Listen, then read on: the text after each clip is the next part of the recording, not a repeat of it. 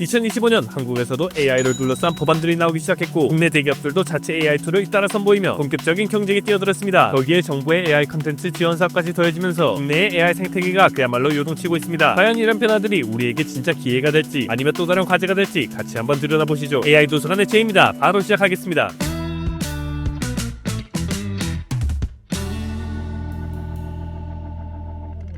여러분 혹시 이런 얘기 들어보셨나요? AI가 만든 그림을 도둑맞았다. AI가 쓴 시를 내 작품이라고 할 수 있을까? 요즘 전 세계가 이 AI 저작권 문제로 시끌시끌합니다. 미국, 영국, 일본, 중국 모두 이걸 두고 법정 공방까지 벌어지고 있습니다. 우리나라도 이 혼란을 정리하기 위해 공식 가이드라인을 발표했습니다. 생성형 인공지능 활용 저작물의 저작권 등록 안내서라고 적혀 있습니다. 한번 상상해 보실까요? 여러분이 미드정이나 챗GPT 같은 AI 툴로 멋진 그림이나 소설을 만들었다면 그걸 내 작품으로 등록해서 법적으로 보호받을 수 있을까요? 저작물은 인간의 타사, 감정을 표현한 창작물이어야 한다 라고 적혀 있습니다. 즉 AI가 스스로 만들어낸 결과물은 저작권 등록이 안 된다는 게 우리 법의 기본 원칙입니다. 조금 더 쉽게 설명해 보겠습니다. AI는 셰프의 칼 같다고 생각하시면 됩니다. 칼만 있으면 요리가 되지 않죠. 셰프가 재료를 고르고 손질하고 양념하고 순서를 맞춰야 비로소 요리가 되듯 AI도 멋진 결과물을 만들어주지만 그걸 어떻게 다듬고 완성했냐가 저작권을 결정짓는 핵심입니다. 이제 한국의 가이드라인을 조금 더 살펴보겠습니다. AI를 도구로 사용하면서 인간이 창작적으로 개입한 결과물은 등록 가능하다. 예를 들어 사람이 직접 초원을 그리고 AI가 색을 입혔다든지 AI가 만들어준 이미지를 사람이 편집하고 조합하고 보정했다든지 이런 식으로 사람의 기여가 명확하다면 등록할 수 있다는 이야기입니다. 프롬프트의 경우에도 너무 단순한 명령어면 저작권으로 인정되기 어렵지만 문화적이거나 예술적으로 구체적인 지시문이면 저작권 등록이 가능하다고 합니다. 또 하나 AI가 만든 결과물이라도 인간이 통제 가능하고 예측 가능한 방식으로 조정했다면 창작성으로 인정한다 라고 나와 있습니다. 이 말은 AI의 결과를 사람이 계획하고 조절했다는 게 중요한 거죠. 조금 더 구체적인 사례로 보겠습니다. 두바이 국제 AI 영화제에서 상을 받은 One More Pumpkin, 사람이 시나리오를 쓰고 AI가 만든 장면을 배열하고 효과를 더해서 영상으로 완성해 등록한 사례입니다. Then Human Version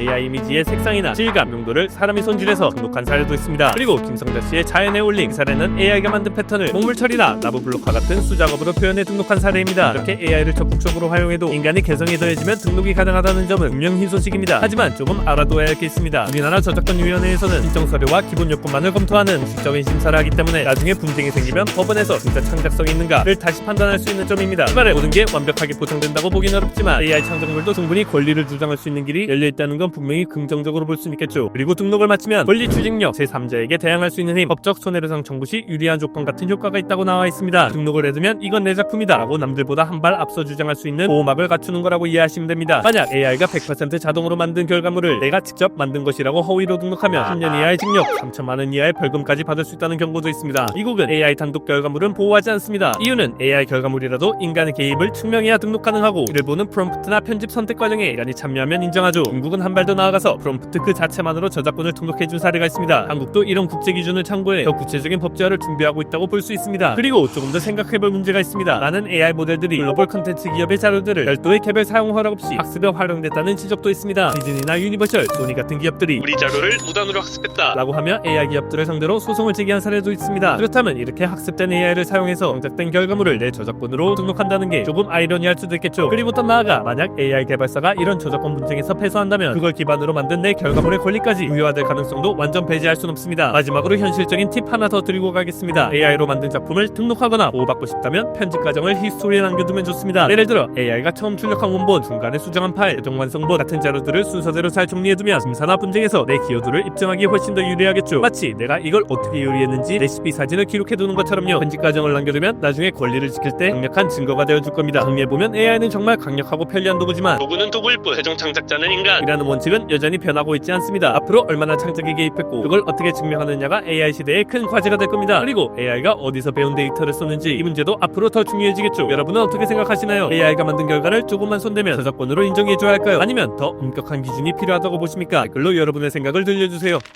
여러분, 이번엔 네이버와 카이스트가 업그레이드된 초거대 언어 모델을 발표했습니다. 하이퍼클로바라는 이름으로 기술 논문도 함께 공개했습니다. 한국형 초거대 언어 모델을 발전시켜 추천 서비스나 검색 경험까지 혁신하겠다는 자신감이 느껴집니다. 사실상 한국 시장을 겨냥한 모델이라는 점은 확실한데요. 그렇다면 왜 이 모델이 필요한지, 그리고 글로벌 모델과 비교해 어떤 장점이 있는지 함께 따져볼 필요가 있겠죠. 네이버는 하이퍼클로바를 검색 추천 서비스에 직접 연결해 일상생활을 더 편하게 만들겠다고 강조했습니다. 한국의 회식 장소가 어디가 좋은지 알려줘. 강릉 무벅여행 일정 추천해줘. 5년차 프론트엔드 개발직 이직하려 찾으려는데 어디가 좋을까? 이런 질문을 검색창에 던졌을 때 사람처럼 대답해주고 추천이나 예약까지 이어주는 걸 목표로 하고 있죠. 또한 스킬 기능을 보면 마켓컬리, 소카, 원티드 같은 파트너 서비스와도 AI가 연결돼 추천, 예약, 일정 조율까지 한 번에 처리될 수 있는 그림을 그리고 있습니다. 전 품질을 한층 높일 수 있다고 설명하는데요. 이런 기능이 얼마나 자연스럽게 작동할지는 앞으로 직접 써보면서 더 확인할 필요가 있겠습니다. 자, 여기서 중요합니다. 이 모델이 정말 잘 작동하는지 어떻게 검증했을까요? 네이버는 KMMLU, 수능 문제 기반의 고난도 한국어 평가, LRE라든 한국어 데이터셋 같은 한국어 중심 벤치마크로 성능을 측정했다고 밝혔습니다. 글로벌에서는 MMLU, GPQA, 맥벤치 같은 국제 벤치마크를 주로 씁니다. 하지만 이번 보고서에는 이런 국제 기준 결과가 포함되지 않아서 글로벌 시장과 비교하려면 조금 더 데이터를 보여줄 필요가 있다라는 시선도 있습니다. 조금만 더 시야를 넓혀볼까요? 지금 전 세계를 강타하고 있는 챗GPT, 에미나이, 그룹 같은 해외 초거대 언어 모델과 하이퍼클로바를 비교하면 하이퍼클로바는 한국어에 딱 맞춘 AI라고 볼 수 있습니다. 수능 같은 한국식 추론 문제나 국내 데이터를 중심으로 정확도를 높였고 네이버의 검색, 쇼핑, 채용 등 국내 서비스에 바로 연결할 수 있도록 설계한 게 특징이죠. 반면 챗GPT나 제미나이, 그룹 같은 글로벌 모델들은 영어 중심이면서 다국어, 코딩, 이미지, 영상까지 다양한 멀티모달 능력을 발전시켰습니다. 또한 누구나 API로 쉽게 쓸 수 있는 플러그인 생태계도 강점이고요. 하이퍼클로바는 네이버 플랫폼 안에서 검색, 추천을 더 정교하게 다듬는 쪽에 집중한 방면 글로벌 모델들은 전 세계 여러 서비스와 연결될 수 있는 넓은 생태계를 추구하고 있다는 점이 큰 차이라고 볼 수 있습니다. 결국 한국 시장에 꼭 맞춘 AI가 편리할지 아니면 글로벌에서 검증된 모델을 그대로 쓰는 게 나을지 이 질문을 한 번쯤 생각해보면 좋겠습니다. 또한 Sovereign AI라는 키워드도 여러 번 나오는데요. 이 말은 한국어 데이터를 지키고 GPU 인프라도 국내에서 직접 확보해 해외 빅테크의 의존도를 줄이겠다는 국가 주권형 AI 전략입니다. 그리고 하정우전 하이퍼클로바 센터장이 최근 대통령실 AI 미래기획수석에 임명된 것도 이런 전략을 더 빠르게 추진하겠다는 의미로 볼 수 있겠습니다. 정부와 네이버가 더 긴밀하게 협력하는 모습인데요. 이런 협력 모델이 장점이 될 수 있지만 혹시 혁신의 다양성을 제한하지 않을지 조금 더 균형 있게 살펴볼 필요가 있겠습니다. 정리하자면 하이퍼클로바는 한국 시장의 맞춤형으로 설계된 초거대 언어 모델이라는 색깔은 분명합니다. 국내 사용자들에게 편리함을 줄 가능성은 충분해 보이지만 이미 많은 분들이 챗GPT나 제미나이 같은 글로벌 모델들을 일상적으로 쓰고 있는 상황에서 이 모델을 왜 그리고 어떻게 선택할지 또는 국내 기업과 협력해 더 정교한 한국어 AI를 키울 기회로 삼을지 같이 고민해볼 만합니다. 저는 개인적으로 앞으로 더 투명한 검증과 제 기준에서도 더 경쟁력을 보이길 기대합니다. 여러분의 생각은 어떠신가요? 하이퍼클로바 한국 시장에선 충분할까요? 아니면 글로벌 모델을 함께 바라봐야 할까요? 댓글로 여러분의 생각을 알려주세요.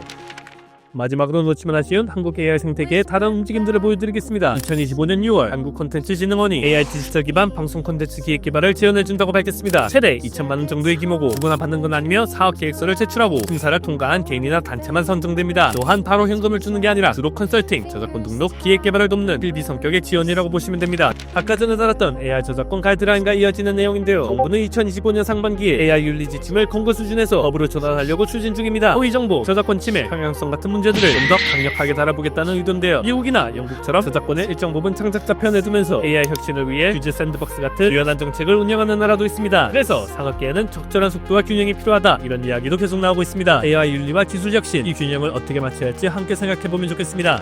2025년 AI 스타트업 투자는 다소 숨고르기에 들어간 상황입니다. 금리의 경제 둔화 같은 영향도 있지만 생성형 AI 분야는 여전히 VC와 정부의 관심을 받고 있고 GPU나 데이터 인프라에 대한 정부의 지원과 발표가 이어지면서 투자 심리가 다시 살아날 가능성도 있다는 분석이 있습니다. 해외에서도 오픈 AI나 안트로픽처럼 불과 5년 10년 사이에 글로벌 기업으로 성장한 사례도 있죠. 대형 클라우드 기업과 협력하면서도 자체 기술을 지속적으로 발전시킨 결과입니다. 한국의 AI 스타트업 기업들도 이런 방식으로 대기업과 협력하면서 동시에 독립적인 경쟁력을 키워갈 수 있을지 함께 주목해보면 좋겠습니다.